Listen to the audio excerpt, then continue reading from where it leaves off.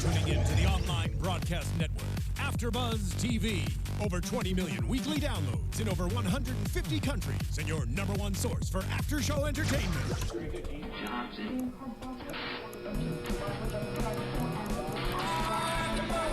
AFTERBUZZ TV, the destination for TV superfans.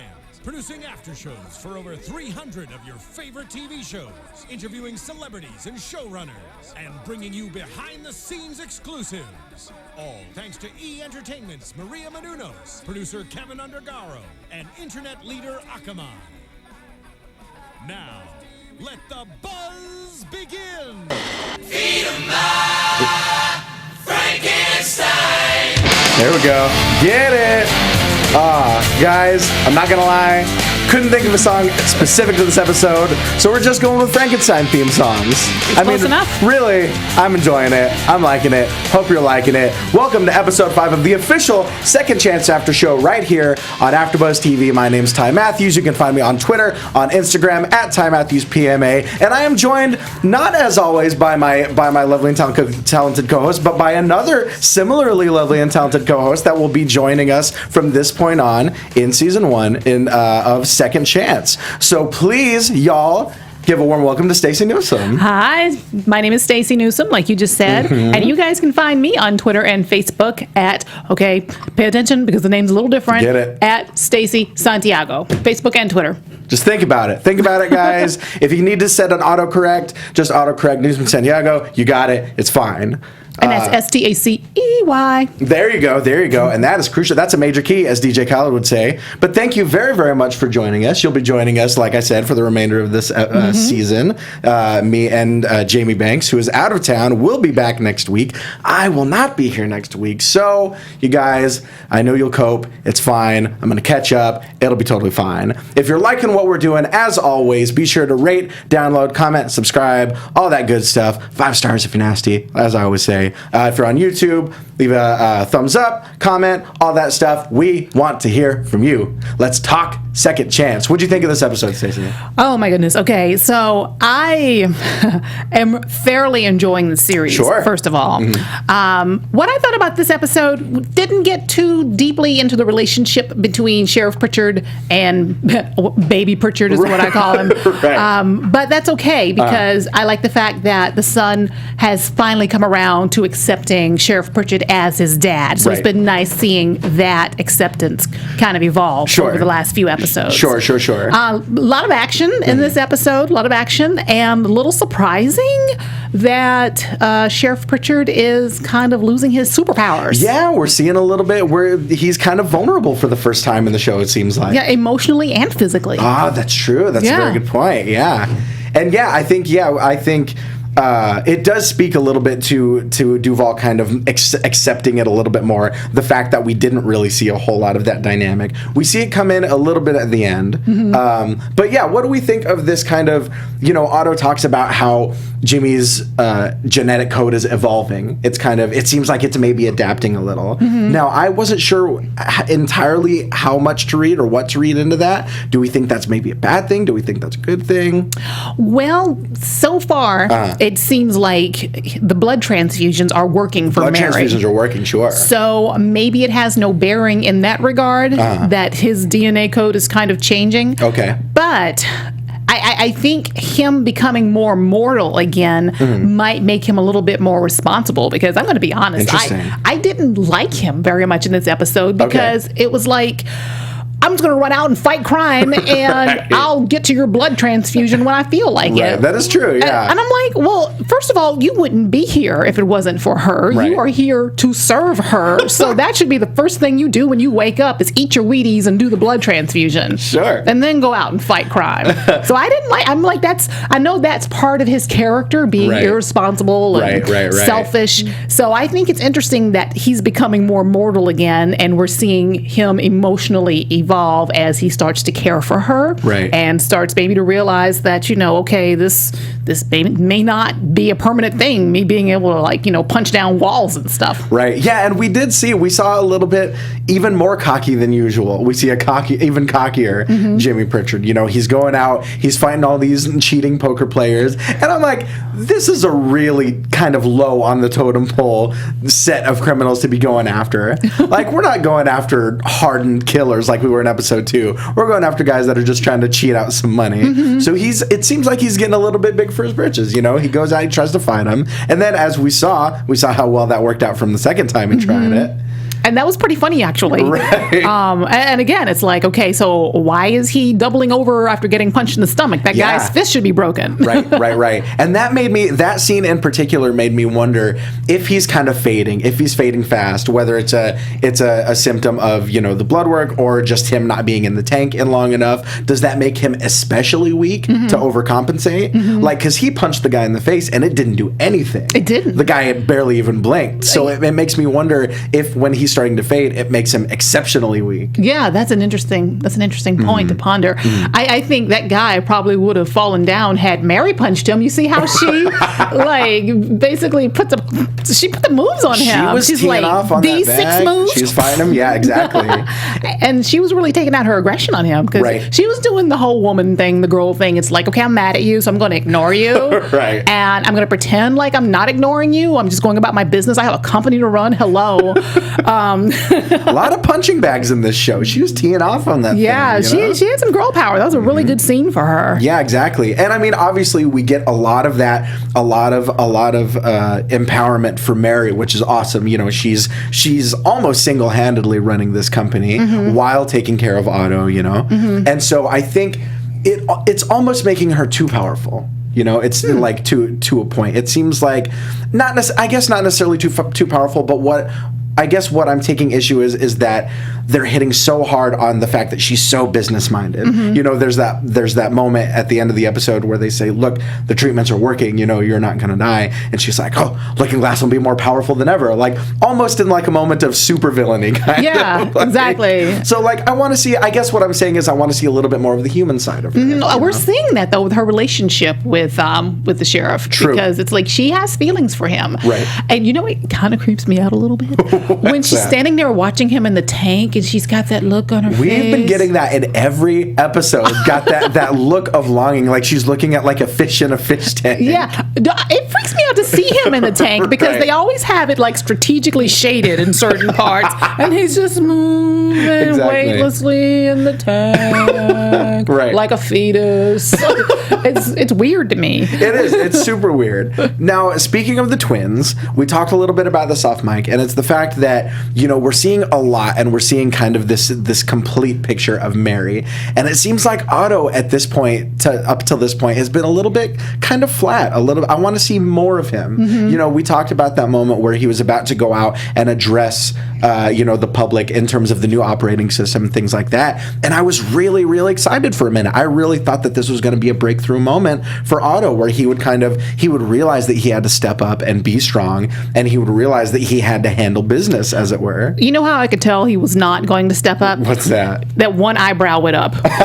Right. Whenever that's you see when you him, know something's up. Yeah, when he has scenes, he does that a lot. He has that one eyebrow that's up, and when he's he saw like those banners? completely perplexed. Right. And it's like when he saw like the intimacy that Pritchard and she has when they're doing the blood transfusion, and he goes, the one eyebrow, that head cock going, yeah, and then the one eyebrow goes up. So yeah, when that eyebrow went up, I was like, oh, this is not happening. Yeah, and so it bummed me out a little to see Mary kind of have to swoop in and save the day yet again. You know, I hope that they come around back to that and actually have him, you know, address the public and kind of overcome his anxiety at least a little bit to some extent. Maybe it was just too soon in the arc of all of the episodes for him to break out of his shell. Right. Exactly. I'm just waiting for those two to kiss. It's like they're creepy. They're like the creepy Wonder Twins. It's and like, I still, I talked about this in terms of predictions in the first couple episodes, and I really think we're going to see Otto and Jimmy clash at some point. That's interesting. Because I feel like more often than not, we've seen these episodes close with like a moment of longing or a moment of emotional attachment between Jimmy and Mary, and then Otto just kind of watching, whether it's from afar through looking glass, or in this point where he was literally in the room just watching them, and they were just carrying on like he wasn't even there. Yeah. So I'm thinking he's gonna, because we see that people are so protective of Mary. We see that Otto's super protective, and we see that Alexa is almost even more protective. She really is. Like, she's getting like frantic with kind of how protective she is. She's like, get a life, protective. Exactly. Okay, get a boyfriend, get your own schedule, some social. She's got some, serious attachment issues with Mary. And, we see how kind of frantically she questions Jimmy. I like that, though, because she's keeping him, she's saying what Mary won't say. That's true. She needs a girlfriend like that. Yeah. You got to have that girlfriend who will like step up for you and like, put that man in his place and be like, listen, she won't say it, but I will. Right, exactly. So what do we think about going back to Otto a little bit? What do we think about kind of how he's maybe growing or maybe even not growing? You know what? I know he's going to grow. He has to. Of course. Because, it's part of it. It has to be part of the arc. Right. I feel like he's sort of becoming a little bit resigned to the fact that these two have some intimacy now. Definitely. I mean, he has to. What's his other alternative? You know, he knows that she needs him. For her survival, so he's not going to jeopardize that. So basically, he has to take a back seat and just kind of watch it happen, Yeah, definitely. And he's her brother. It's not like he's her boyfriend or her lover. So right. At some point, he's got to kind I think. right. Kind of hard to tell some episodes. And no, we did talk a little bit about like how they have this intense bond because they're twins. They've got the twin speak. They've got this company, things like that. But at one point, we're almost told explicitly that she has almost more of a connection with Jimmy than she does with Otto. Otto kind of tells him, look, you need to tell her not to go public. But it's like, why is Jimmy, who is literally just some reanimated corpse that's curing her cancer, like he's already got such a solid connection with her? That's interesting. I really enjoyed that scene where Duval is like, so he comes back younger and stronger, and he's driving that car, living in this house, and he cures cancer. And he cures cancer, yeah, exactly. Yeah, it's a really funny scene. Exactly, yeah. It's one of those things where it's like, all right. And that's why it was good that we saw a little bit of that vulnerability because, I think he was kind of hanging a hat on the fact that on paper it's looking a little too good to be true, So there's got to be some sort of consequence. So what do you think about, because outside the studio we were talking about how the technology in this show is almost a character, and it is a character, Arthur. Right. What do you think about the technology in this show? It's you brought up a good point earlier where it's like everyone else is kind of on the technology that we're using. Yeah, they're analog. Yeah. And these guys are like on turbo digital. You're right. Like, we're not seeing anyone else with those like paper thin, clear phones. Yeah, the exactly. clear pads. Right. And it's it's funny. So that'll tie back to a little bit of the specifics of this episode. We see Mary kind of gets put under attack by the paparazzi. She has to address the shareholders. She has to address the board of directors because people are starting to get suspicious. And during her interview, in mid-interview, the host comes on and says, wait, we're getting rumors from internet news sites that you've been diagnosed with anaplastic myeloma.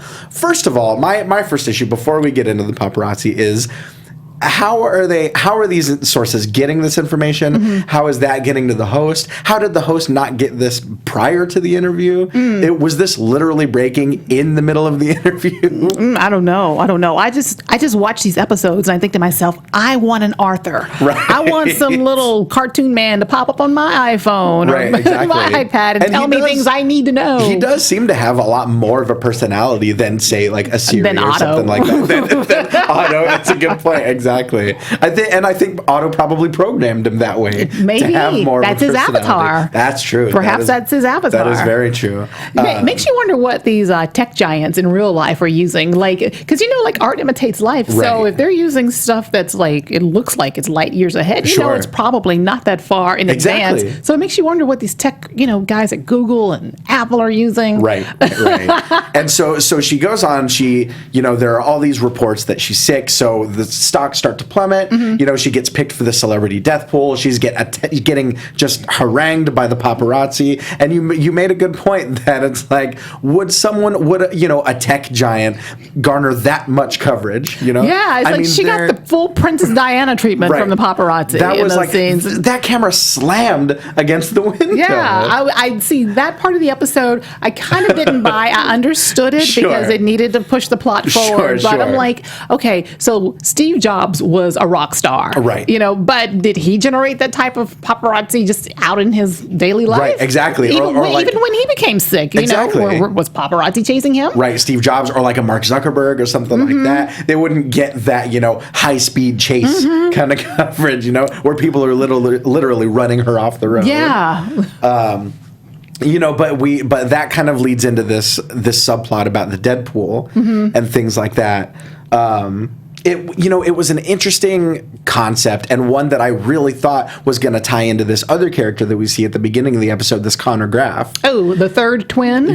Right, exactly. Where'd this guy come from? So I think from what I gathered from that shot of the magazine cover and their conversation, he was kind of a friend that maybe, I don't know if he necessarily grew up with the twins, but he was maybe the CEO of like a similar, maybe not competing, but a similar company. And so they all kind of, formed this trio. I really definitely thought when we saw him, okay, he picked her in the death pool. He's trying to kill her. That's what I thought. He's trying to cash in, right? Yeah, why else would he be there? But we're still asking that question. Why is he here? Right. I think he's going to be a bad guy. We saw him kind of hounding her about having a quickie. I know, right? It's like, dude, hello. Chill. She's got cancer.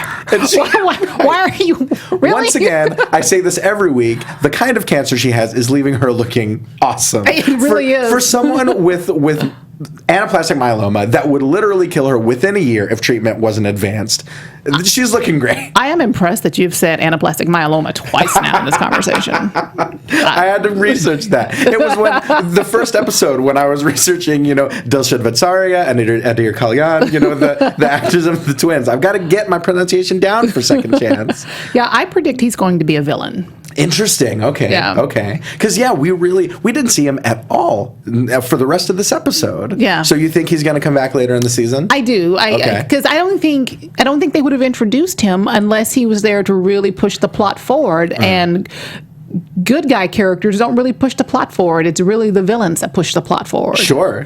So yeah, I think he's going to be her downfall in some way. Right. Now, because this episode focused a lot on the twins, it didn't really focus a lot on the rest of the Pritchard family, the extended Pritchard family. We saw 0 Helen, 0 Gracie. Now, what do we think, because you're joining us for the first time, I'm curious about your thoughts of Duval telling Jimmy to stay away from the rest of that family. Well, I think we needed those characters the first couple of episodes for perspective. To help Duval get some perspective. Right. I think we needed those guys. I'm sure we'll see those characters again, but I think at this point they're auxiliary characters, and I think they really only serve to help Duval with his relationship with his father. And I'm sure she's got some unresolved issues. Like, that's his sister, right? Right. Where's his wife or his mom? I mean, the kid's mom. Have they talked about that? Gracie's mom? Yeah. What did they? Because I know Jimmy's wife died. I know that. I don't know. I don't necessarily think that Duval's wife is dead, but maybe she's separated, divorced, something like that. I can't really recall. What I'm wondering about is in terms of their interpersonal connections, in terms of the familial dynamic, what kind of impact does Duval's telling Jimmy, look, I need you to stay away from Gracie and Helen, have on their relationship? Or what do you think that has? What do you think kind of effect that has on Jimmy's mind? having to stay away from this family. I think he's a very smart character, and I think that he probably understands. Like Gracie's a younger character; she's a younger person, so maybe she won't understand. And it's a secret; like everything that they're doing is top secret, so it's like you can't tell everybody. Right, exactly. So I think he's probably okay for now. Right. With the distance, but I think eventually he's going to press it. Definitely, yeah. Do you think they're going to find out who he is? Oh, they have to. You think? Well, do they have to? I don't know. Maybe, probably not immediately. I think the only revelation that had to happen was Duval finding out. The others, they may, and it seems like they do have inklings of it every single week. Yeah. Even, Gracie says some sort of really on the nose things like, oh, he's kind of a sheriff vibe. Yeah, exactly. Now it's what I thought was interesting. One thing that I kind of contemplated throughout this episode, and this could, Chronograph could be the answer to this, is that we haven't really seen a season-long villain. We haven't really seen an antagonist that is going to kind of press them episode after episode. I really thought in the first episode that it would be Duval's partner, that it would be his boss, and that was resolved kind of quickly. It wasn't it? He put them away, and who knows, they could come back, but we haven't really seen a kind of big boss, basically. Ooh, what if one of those people are brought back via the tank as well, and they become a nemesis of Jimmy? You just blew my mind. I never once thought about that. That's really interesting. I like that. I like that thought a lot. Like what if his powers are diminishing, and so he isn't as helpful to her in the blood transfusions, and so they bring back maybe Duval's partner. Oh man. He's already a young guy, though. So what? Would he come back as a 12-year-old? I mean, that would be weird. Exactly. Or maybe, if we're talking about the characters that have died, maybe Duke, Asher's father, or something like that. I mean, that's a really interesting. Now that we've established in this universe that death is ostensibly not permanent, I mean, that opens up a whole world of possibilities. Let me ask you something. I don't know if this was discussed on previous shows, but how would you feel if someone really close to you, like maybe your grandfather, or just I don't know, someone that you were really close to, passed away, and then all of a sudden they're back and they're your age and they're stronger and faster. They're like the $10 million man. Right, exactly. I'm so glad you know that reference. Exactly. I don't know. I mean, it would really, obviously it depends on the kind of relationship you had with them while they were alive, for the first time. But it's one of those things where you would definitely have a hard time wrapping your head around it. But I think ultimately it would be, see, now I don't know. Now I'm second guessing myself, because if they're brought back, is Jimmy immortal at this point? I don't know. Because that's one thing that I don't know if we've necessarily explored. The fact that he can heal in this tank, but I mean, how long does that go on? On a long enough timeline, if he keeps recharging, is he just going to live in this body forever? Because that opens up a whole world of philosophical questions where it's like, what are the benefits of immortality? Would you really want to be immortal? Would you want to watch all of your loved ones die one by one? Yeah. That's really, really interesting. I guess if we're gonna go with that, just for the sake of argument, if we're gonna go with him basically being immortal, then I don't think I would really be down for that. Especially if you've already gone through the grieving process, if you've already kind of come to terms with the fact that person is gone. I think that would open up a whole new can of emotional worms that might better be left unopened. I don't know. I think I would be into it. Yeah. Like my grandparents, they raised me, and they've both passed on. And I think it would be really interesting to have them back to get to know them as people because of the generation gap. I didn't get to know them as like people. I didn't get to be friends with them. They were always just authority figures, Right. So it would be kind of cool to have one of them come back and get to hang with them and like know what their hopes and dreams were. Especially in a younger form. Yeah. That's so interesting. Yeah, just to know what their interests were at that age and just to really know them as people. Like I already know their character, but it's like I didn't know them like on a, I don't know. Exactly. And it reminds me, what you're saying reminds me a lot of, weirdly, of Back to the Future. The original concept that Bob Gale and Bob Zemeckis came up with when they were conceiving Back to the Future is, what if you could go back in time and be friends with your parents in high school? Yeah. Would you be friends with them? Would you hate them? Would they try to seduce you like Marty's mom did to him? Yeah. I mean, Calvin. Once again, exactly. But that's really, it's such an interesting question. I think I would definitely be into it at first, but I think like that it would be too weird. It would be not necessarily too weird, but it would be. I guess it would depend on, once again, what kind of person they are, especially once they've been given these kind of powers. Right. It would just be a completely different dynamic. Sure. You know, they wouldn't be your caretakers any longer. They wouldn't necessarily be your authority figures anymore. Although what I like about this show is that even though Jimmy's young, he still has that authority over Duval. Right. You can tell that. Right. Exactly. And we're seeing them kind of meet in the middle in more ways than one. Mm-hmm. You know, we're seeing.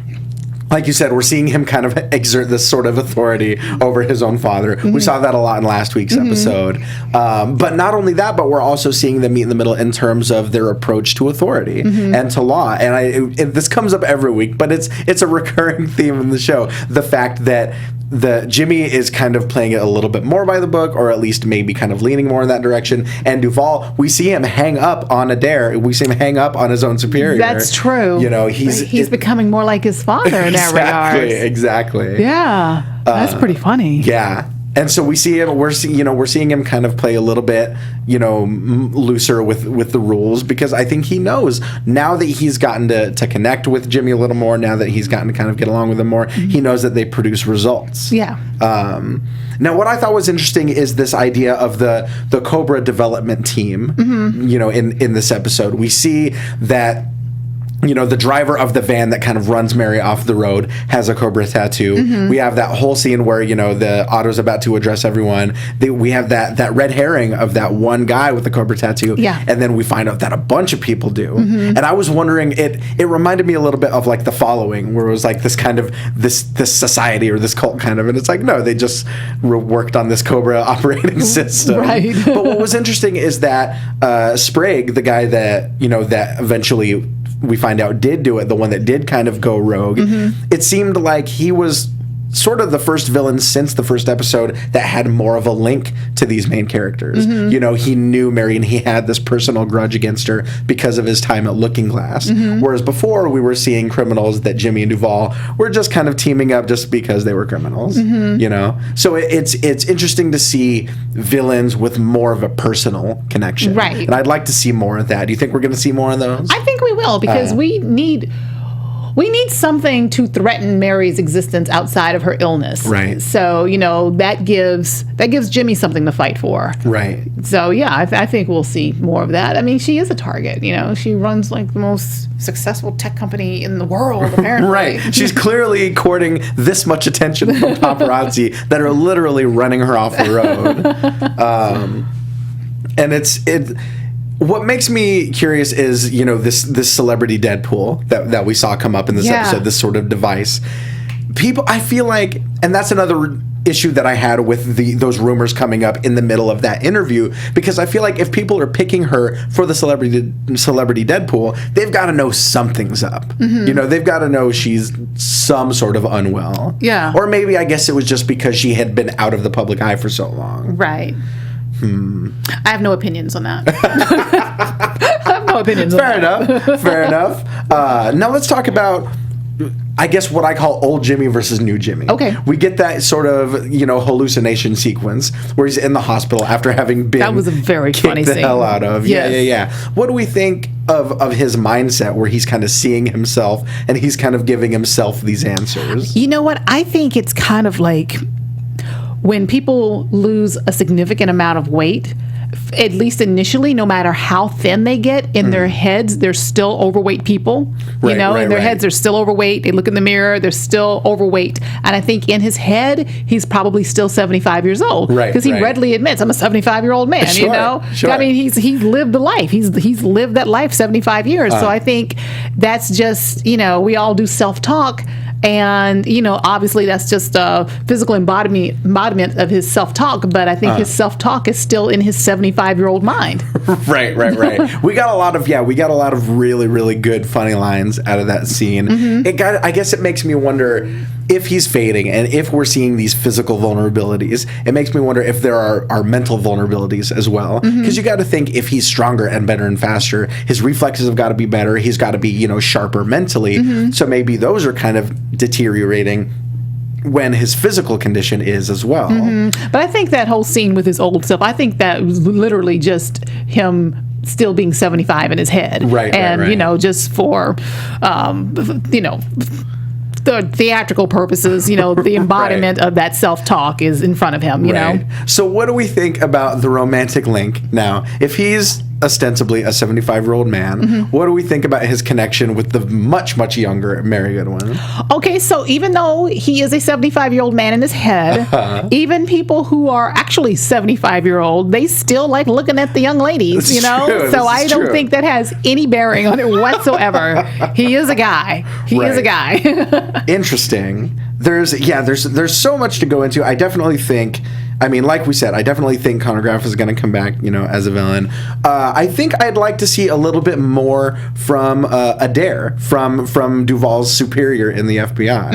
And I think it says something that I didn't know her name was Adair until episode 6. That's so funny. You know what I like about this show? What's that? They've really given some of the female characters very strong roles. They definitely have. Yeah, leadership roles, authority roles. I like that. Right, between Mary, between Adair, we're definitely we're seeing some strong women in this show for sure. Yeah. And like you said off mic, the fact that the twins are of you know, they're clearly of Indian descent without the characters being they aren't Eastern Indian characters. Right, They're just characters, and you know, very American names. Right. And I like that. I like that, you know, they don't have to explain away the fact, okay, these are brown people. This is why. You know, I like that. Just accept them who they are. This is, you know, and it's like no explanation needed. I like that. Sure. I like that a lot. Yeah, definitely. Now we see, as they're kind of, you know, they're tracking down Sprague in that cabin, and as he has Kelly, one of the original Cobra development team, or actually his replacement on the Cobra development team, as he has her hostage and they're tracking him down, we see more of that teamwork aspect between Jimmy and Duval, and we even see Jimmy literally saving Duval's life by way of that bullet stop, or by way of the badge stopping. That was the bullet. a nice touch. Right. Yeah. I feel like, I mean, like, the symbolism is, I think, a little bit heavy, but I enjoyed what it represented, and I enjoy that, you know, seeing Duval go from resenting Jimmy so much to kind of accepting him as essentially a partner, really. Yeah, and you know what? I feel like the actor, the actor who plays Jimmy, Rob Kaczynski. Yes. I feel like he really does such a fine job. Right. In, although I'm going to guess that he's probably younger than the Duval character. Right. He does a fine job in really just projecting that love, that fatherly love towards him, you know, that protectiveness, that just, you like don't even like notice that there's like an age discrepancy. He is very fatherly towards Duval, and it's believable. It's very believable. Right. I like that. Yeah, definitely. He does a great job at that. I mean, yeah. So, guys, like we said, a lot to get into in episode 5. We're seeing more of this evolution between Jimmy and Duval, more between Mary and Otto, more between Jimmy and Mary. I mean, Jimmy and Otto. I definitely feel like they're gonna clash. But with that, let's get into some predictions. And now, your AFTERBUZZ TV predictions. Totally forgot to tell you about that. Yeah, it's my favorite part of the show. Throwing things at me. No matter what. My first day, man. But as I said, this is where we get into official predictions. Okay. You know, obviously over the course of the show, we've talked about things that we think might happen, things we'd like to happen. Let's get into some, maybe within the next 2 or 3 episodes, some hardcore predictions. Wow, throwing that at me. I haven't had a chance to think about predictions yet. Anything at all that you think is going to happen in the future in the universe of Second Chance. I think I'm just making this up as I go along. As you should. I think that water tank's going to get drained of water. Interesting. Okay. I think somebody's going to put a bullet hole. That's very possible. It's going to be a shootout. Sure. At the tech company, and then the bullet hole's going to hit that tank. Now, do we think it's water? Do we think it's some sort of amniotic fluid? I don't know what that stuff is. Right? I never thought about that. It looks like water. You know? It's too murky in certain areas, though. They need to kind of clear that up. Right? Is it replaceable? If it does drain, can they just go and get more? I'm just saying it's too clear from the chest up and too murky from the waist down. It's like, can we just like make it clear water from like, head to toe? And then just some strategic blockage of like, oh, someone's holding this potted plant. No potted plant. No potted plant. Just straight up transparency, guys. Let's get clear with things. I mean, give me a break.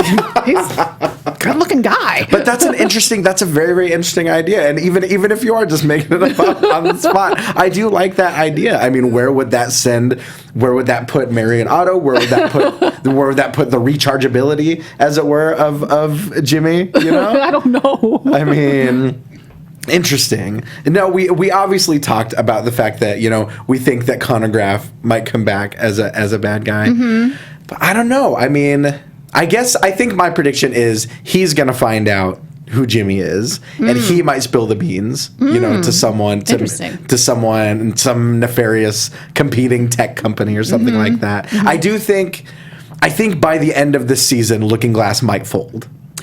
That could very well happen. I think by the end of the season that her cancer treatment is going to be a huge deal, and the government's going to intervene and cause some problems for them. The government? Interesting. Okay.